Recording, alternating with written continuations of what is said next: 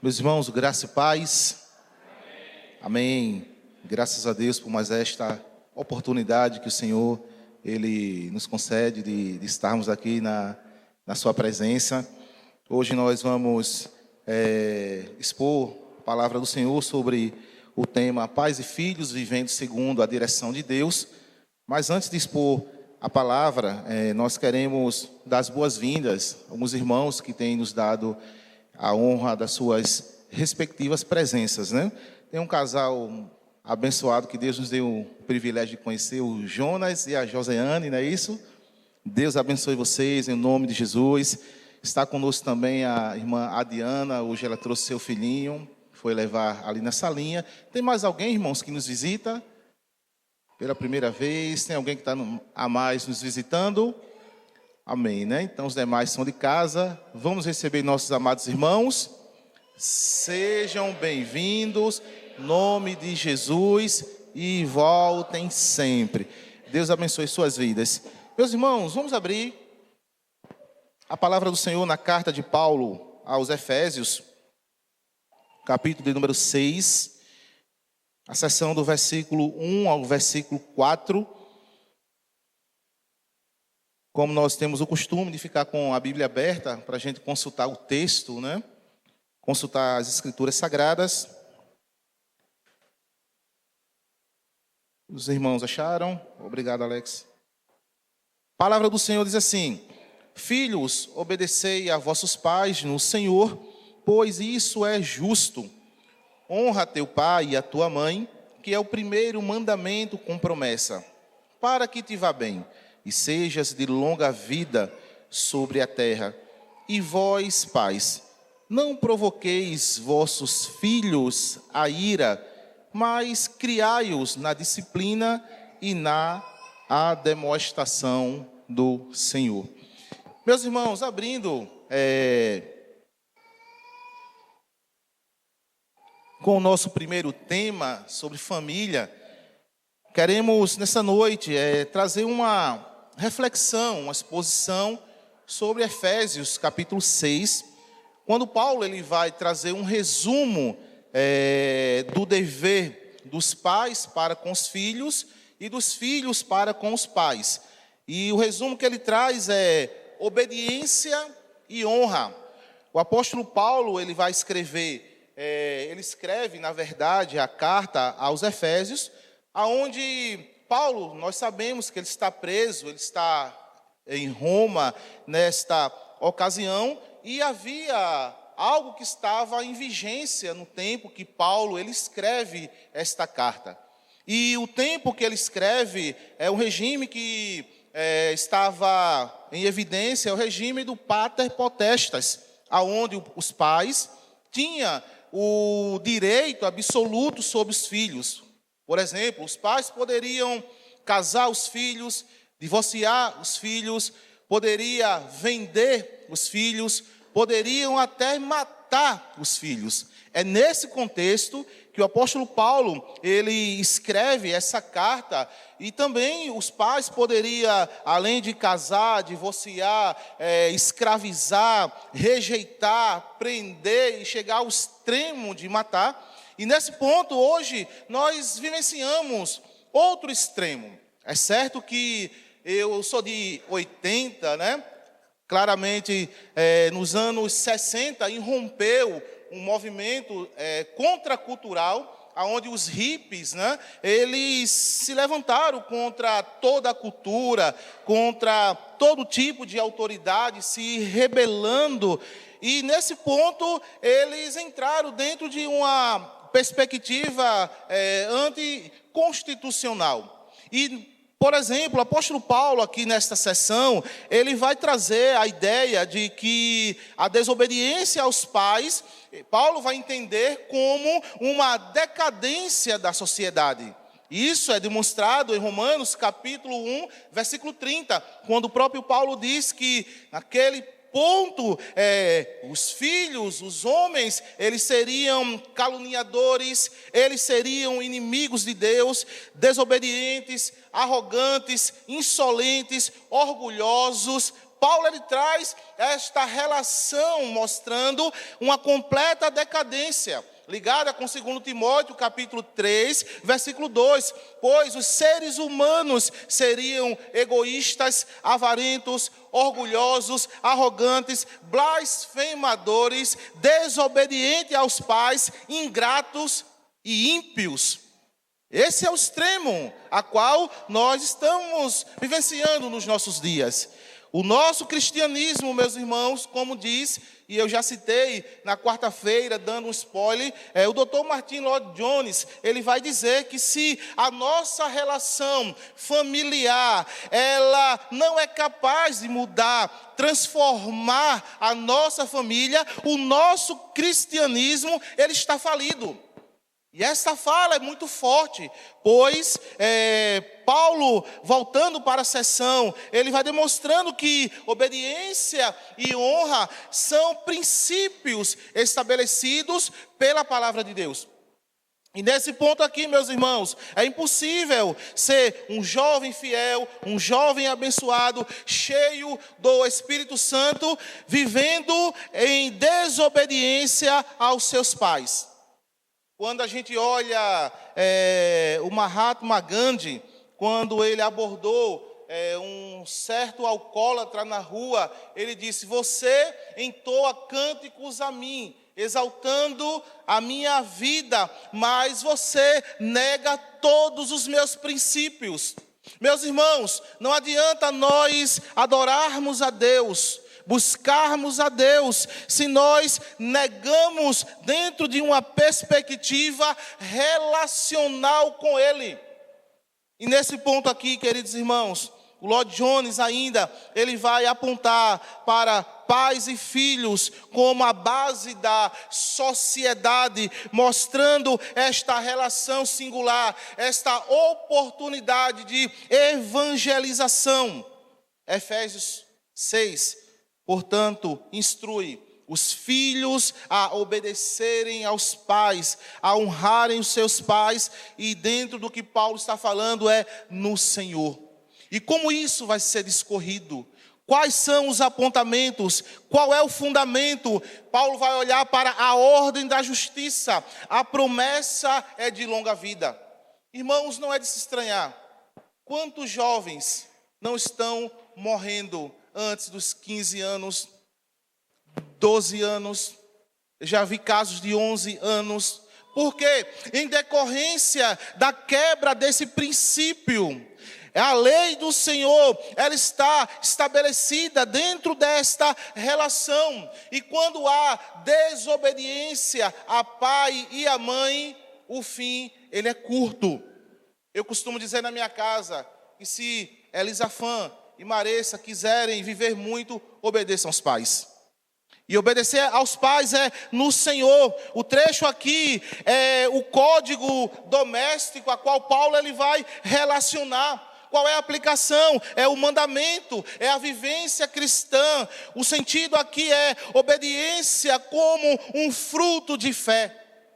Por isso, irmãos, que honrar pai e mãe é o mandamento que expressa a promessa de Deus. E quando a gente olha todo o contexto, o lar, a família, casamento também que entra dentro do contexto maior, esposos, pais, filhos, mulheres estão dentro desse contexto. E a gente observa que o apóstolo Paulo, ele nos chama a fazer isso com submissão, temor ao Senhor. No Senhor, a expressão aqui é uma obediência que não é cega. No Senhor traz a ideia de princípios alinhados com a vontade de Deus. Isso aqui, irmãos, indica que os pais relacionados aos filhos têm que viver de forma justa. E aqui a gente observa que o mandamento é como promessa. Paulo, ele vai citar Êxodo capítulo 20, versículo 12, para mostrar que a obediência, a honra são pilares da família, são pilares da sociedade. E isso, irmãos, aponta para a promessa de uma vida abençoada. Para que te vá bem. O sentido aqui, para que te vá bem, a longevidade sobre a terra, a justiça, o direito, a obediência. O que Paulo está considerando aqui é a ideia de ser justo, a ideia aqui é de algo correto, não apenas de uma convenção social, mas ele aplica esse contexto, mostrando que nós, quanto pais, filhos que nós temos que usar a nossa autoridade em Cristo, e isso tudo alinhado com a vontade de Deus, para que o Senhor em tudo seja engrandecido. E aqui, irmãos, nós queremos começar a expor depois dessa minha breve introdução. E aqui eu levanto uma argumentação. Quais são o dever dos filhos?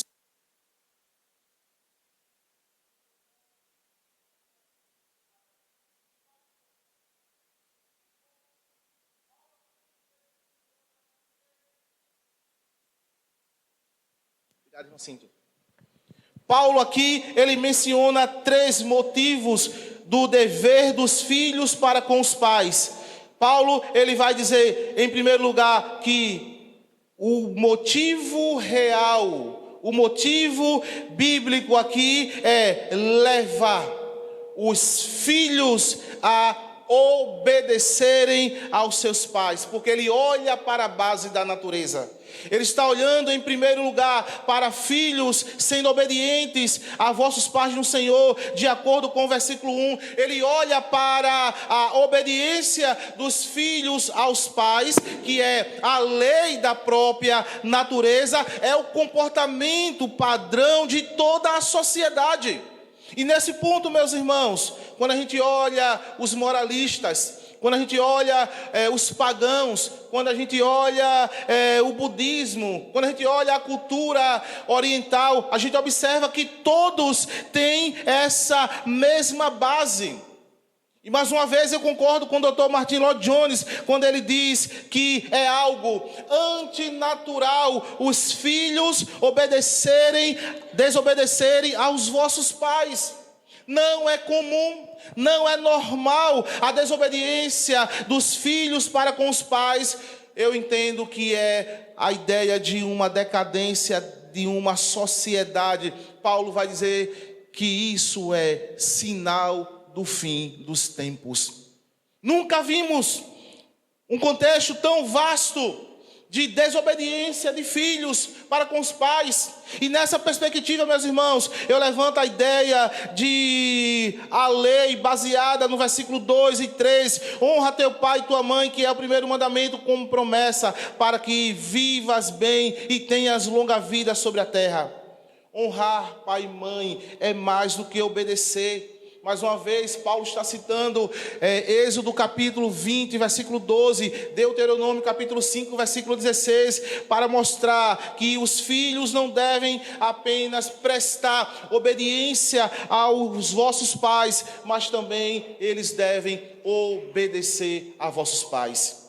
E o sentido que Paulo traz, essa ideia é: obedecer é muito mais do que honrar. E a relação aqui é vermos o irmão do filho pródigo, que ele obedecia ao seu pai, mas ele não honrava ao seu pai. Nesse ponto, meus irmãos, há filhos que desamparam seus pais na velhice, há filhos que abandonam seus pais, há filhos que não levam flores aos seus pais enquanto eles estão vivos, mas quando eles morrem, querem levar buquês de flores. Honre o seu pai, honre a sua mãe, enquanto vocês têm eles. Diga que o ama, visite, abrace. É nessa perspectiva, meus irmãos, que nós vamos destacar a honra pelo pai e a mãe. Nós entendemos que é um princípio de honrar a Deus. Por isso que quando a gente olha Levítico, capítulo de número 19, versículo de número 3, Moisés escrevendo vai dizer: cada um respeite ao seu pai e à sua mãe, guardem o meu sábado, eu sou o Senhor de vocês. Então a desonra aos pais, meus irmãos, é um pecado passivo de morte. Então não é comum Não é algo que a gente olhe e entendamos que essa geração que nós estamos vivenciando, filhos morrendo com pouco tempo, irmãos, isso é bíblico. Pois quando esse princípio da honra, ele é quebrado, isso encurta o tempo de vida sobre esta terra. E aqui, eu louvo a Deus pelos nossos adolescentes que ficaram. E o meu conselho é: honre a seus pais, para que vocês tenham um tempo de longevidade sobre a terra. Por isso, meus irmãos, que honrar pai e mãe traz benefícios. A promessa no Antigo Testamento é a ideia de posteridade, é a ideia do Senhor abençoando os filhos dos seus filhos. A ideia é termos as terras a qual Deus ele prometeu no passado e hoje. Hoje nós temos todas as bênçãos em Cristo Jesus. Efésios capítulo 1, versículo 3, Paulo vai dizer: bendito o Deus e Pai de nosso Senhor e Salvador Jesus Cristo, o qual tem nos abençoado com toda a sorte de bênção nas regiões celestiais em Cristo Jesus. Temos as bênçãos do Senhor. O filho desobediente, ele pode livrar-se, meus irmãos. O filho obediente, na verdade, ele pode livrar-se de grandes desgostos. E aqui eu quero destacar alguns exemplos. Quando o filho, ele ouve ao pai, quando ele ouve a sua mãe, quantos desastres ele não poderia evitar. Casamento frustrado, percas. Ele poderia evitar lágrimas. Um conselho de um pai e de uma mãe é muito relevante. Porque, irmãos, os pais, eu entendo que eles criam seus filhos pelo Senhor. E nessa perspectiva, eu observo Provérbios capítulo 1, versículo 10, quando Salomão vai dizer: meu filho, se os pecadores quiserem te seduzir, não consista. A perspectiva aqui de pecado, de sedução, está relacionado a quê? A drogas, a namoros indesejados, a sexo fora do casamento, ao abandono da igreja, abandono dos amigos. O mundo, meus irmãos, lá fora, ele parece ser muito lindo, mas é algo perigoso, é tenebroso, e isso nós precisamos orientar aos nossos filhos, mostrar a eles que esses pontos aqui levam a uma vida fora do propósito da vontade de Deus, e cabe a nós, os pais, orientar aos nossos filhos, mostrar o caminho. Uma terceira questão que eu levanto aqui é o evangelho. Filhos, sede obedientes aos vossos pais no Senhor. É a ideia de Colossenses capítulo 3, versículo 20, que nos traz o sentimento de obedecer em tudo.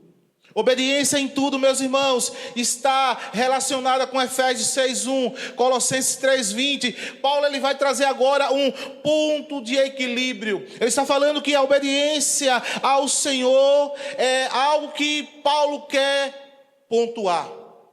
E qual é o ponto aqui? Os filhos devem obedecer aos pais, porque eles são servos de Cristo.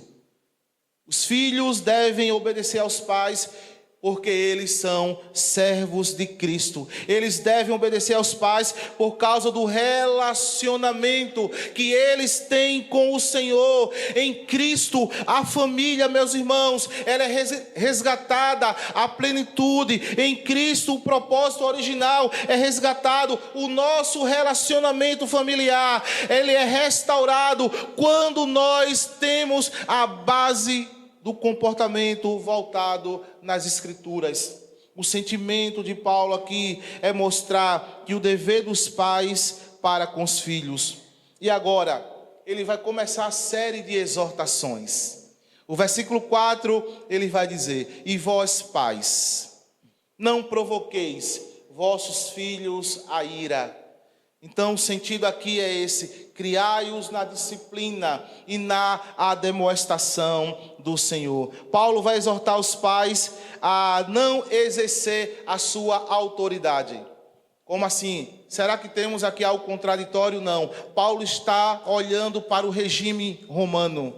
Ele está olhando para o período do Pater Potestas. Paulo está relacionando e está ensinando para os pais, os cristãos, que eles não devem imitar o modo romano de vender os filhos, escravizar, matar. Não, mas o sentido aqui é contenção. O sentido aqui é conter-se, não aplicar as duras leis, as penas que o Império Romano está impetrando. E aqui o apóstolo ele vai nos ensinar algumas verdades. E a primeira coisa que eu destaco é que a paternidade ela é derivada de Deus. O ponto central aqui: os pais devem cuidar dos filhos como Deus ele cuida da sua família, como Deus ele cuida da igreja. Na verdade, meus irmãos, é o Senhor que cria os filhos por meio dos pais. E dentro dessa série de exortações, Paulo ele vai trazer uma ênfase. Paulo enfatiza, é uma exortação negativa.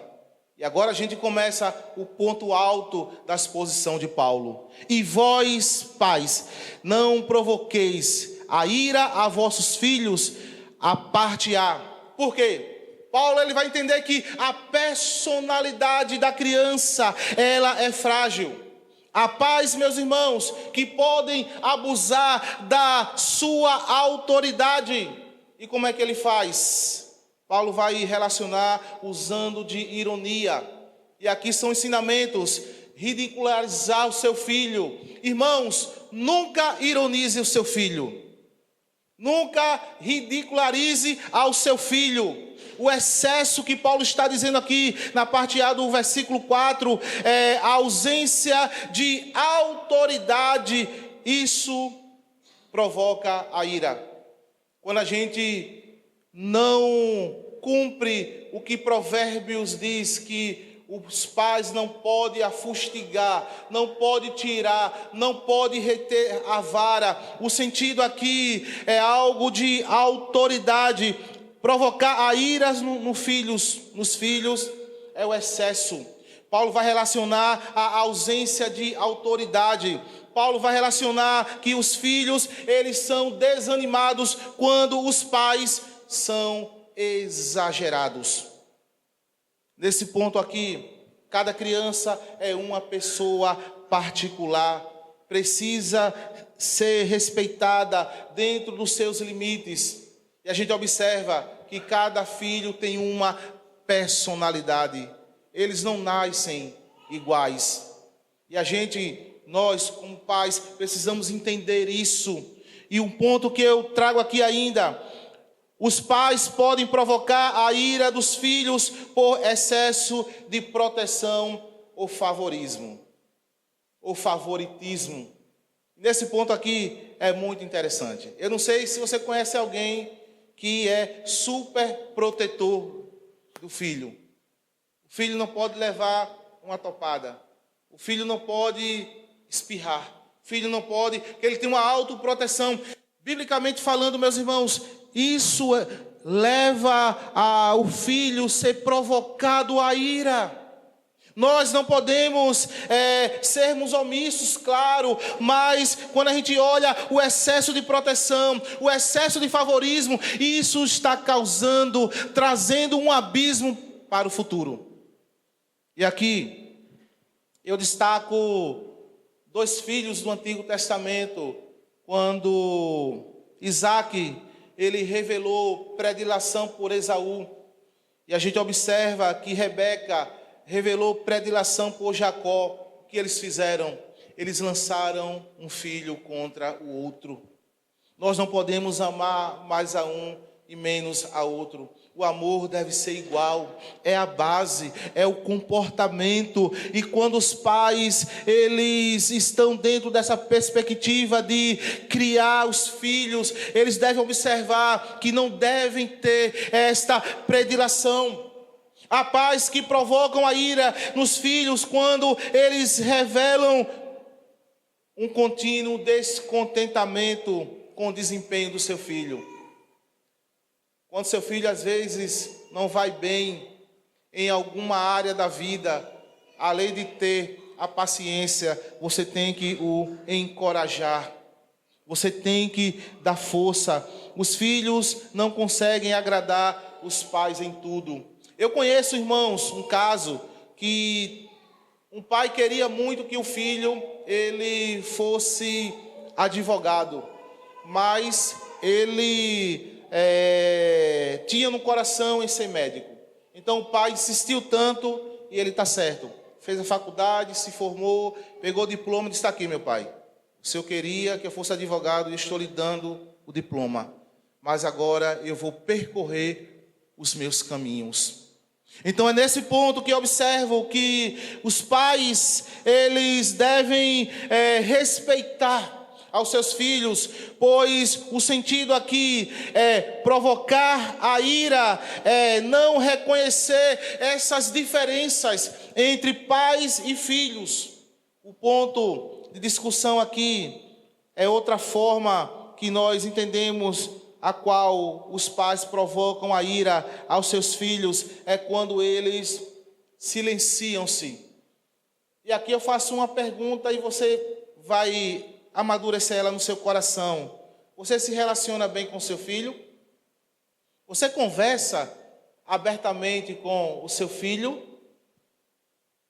Eu costumo dizer, meus irmãos, vou usar sempre a base da minha casa. Eu converso com meus filhos.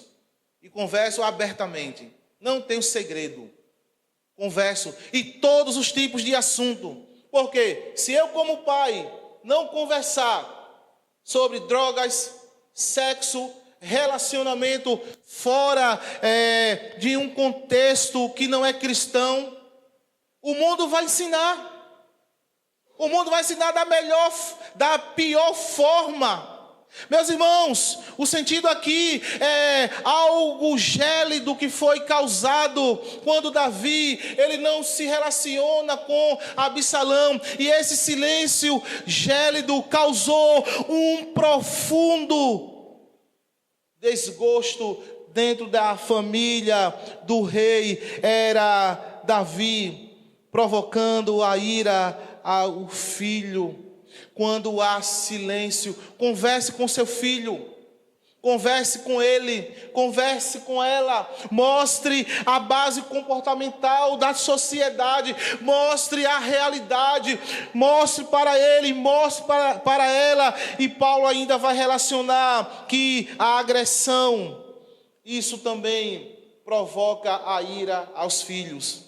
Os pais, relacionado ao período romano que estava em vigência, o sentido é não exercer a sua autoridade no contexto do pater, mas o sentido é dosar.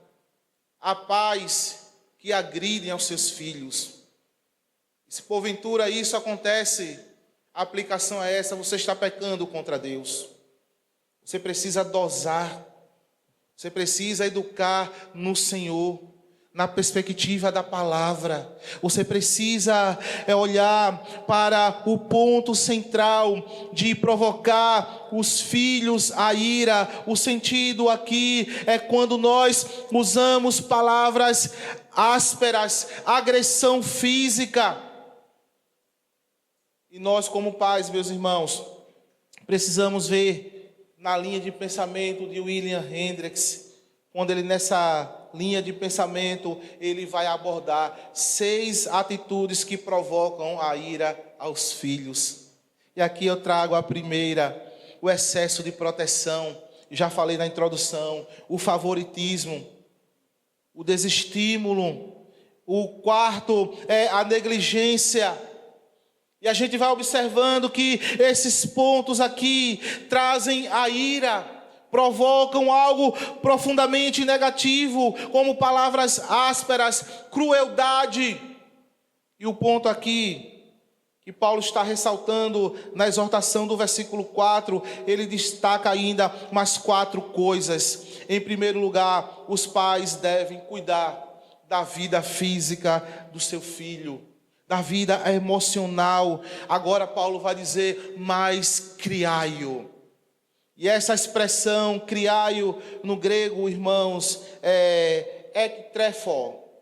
O sentido aqui é criar, quer dizer nutrir, quer dizer alimentar. É o que está relacionado em Efésios capítulo 5, versículo 29, quando Paulo vai relacionar o amor, o cuidado ao corpo, o cuidar do corpo. A palavra ektrefo traz a ideia de nutrição ao seu filho.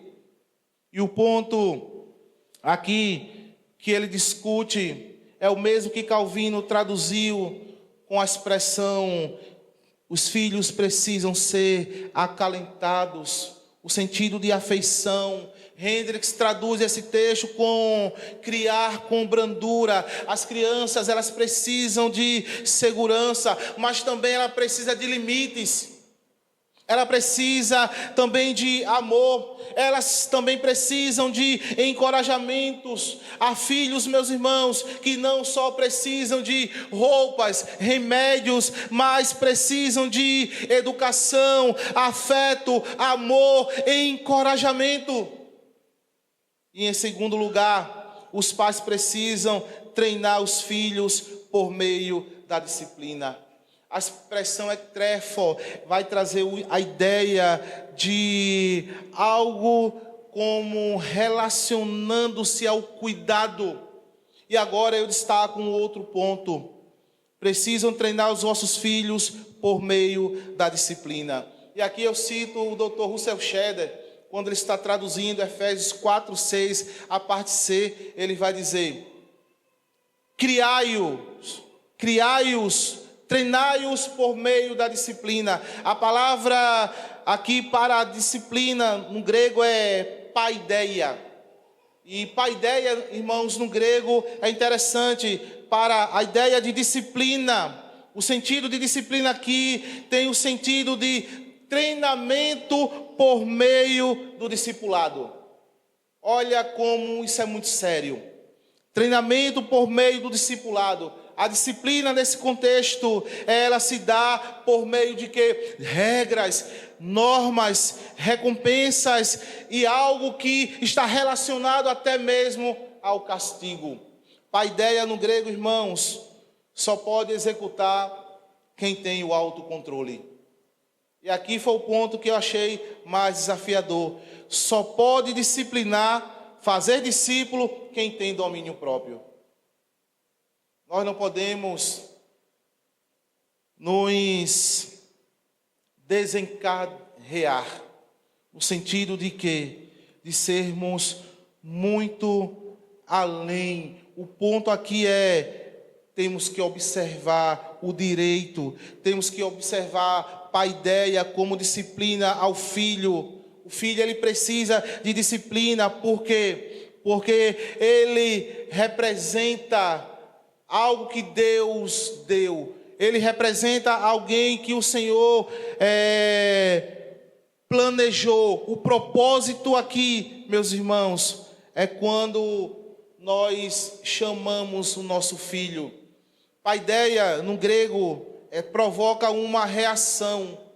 E a reação é essa: quando o pai chama, o filho vem. E quando eu olho essa parte aqui, eu me lembro quando eu era criança, né? Lá por trás de nossa casa, em Recife, tinha uma barreira muito alta. E nós, né, traquino que éramos, né? Subíamos lá naquela barreira e tinha pé de banana, abacate, muita coisa. Só que lá em cima, eu ficava observando meu pai vindo lá da BR, lá do outro lado. E quando ele entrava, eu digo, opa, já vem pai. E quando meu pai chegava, ele chamava, ô Everton, meus irmãos. Eu virava Tarzan. Eu descia pela barreira correndo. O quê? Era só uma vez. Kennedy, sério mesmo, eu descia pela barreira e pulava pelos pés de bananeira, corria, me embolava, chegava todo sujo. Senhor, meu pai, paideia, provoca reação, o filho tem que vir. E hoje? O pai, menino, vem. Menino, bora. O menino dá uma de doido. Meus irmãos, nós precisamos entender uma coisa, que paideia, discípulo, disciplina, tem a ver além do autocontrole, mas esta relação, essa provocação de quando o pai chama, ele vem, isso tudo tem a ver com uma vida com Deus. Se você não tem disciplina, se você não tem esse relacionamento centrado em Deus com a sua família, você vai chamar o seu filho 1, 2, 3, 4, 5, 6, 10 vezes e ele vai dar uma de doido. Mas nesse ponto aqui, eu ainda destaco, meus irmãos, em terceiro lugar, que os pais precisam, além de encorajar os seus filhos, os filhos também devem ser encorajados por meio da palavra. Por isso que ele diz, instruir. O sentido de instrução aqui é a palavra neutasia.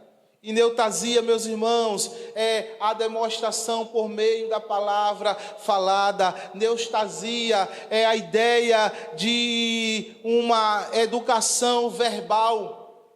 Você tem que educar o seu filho verbalmente. A demonstração é por meio da palavra falada. Eu costumo usar sempre o meu lar nesses pontos aqui. Tudo que acontece lá em casa, eu refuto com as escrituras. E eu já falei isso aqui. Tudo eu faço de acordo com a palavra. Educar, nesse ponto, é algo que é eficaz. A palavra falada nesse ponto aqui é o ensino, é a advertência, é o estímulo. Se houver apenas advertência, os filhos ficam desanimados. Se houver apenas estímulos, os filhos, eles ficam mimados. Pais, não mimem os seus filhos. Quando eu digo não mimem, eu não estou dizendo que você não deve dar amor, carinho e afeto, não. Eu estou dizendo que o seu filho vai chegar um tempo que ele vai precisar ouvir um não. Porque se você disser só sim, sim, sim, sim, isso você vai estar provocando a ira. Você vai estar mimando o seu filho. Devemos buscar o ponto de equilíbrio. A advertência aqui é fundamental dentro desse processo de educação. E em quarto lugar, os pais são responsáveis pela educação cristã dos filhos. A expressão aqui é no Senhor. Por isso que a gente observa que o ponto primário de educação dos pais para com os filhos começa na minha casa. Há pais que jogam os filhos nas escolas, até mesmo dentro das igrejas, e entendem que a igreja que tem que educar. Não, a igreja tem a sua relevância, tem o seu papel, mas a função de educar, ela é sua. Por isso que o apóstolo Paulo usa a expressão no Senhor, para trazer a ideia de educação para os filhos. Aqui a gente observa os pais como sendo administradores dessa disciplina.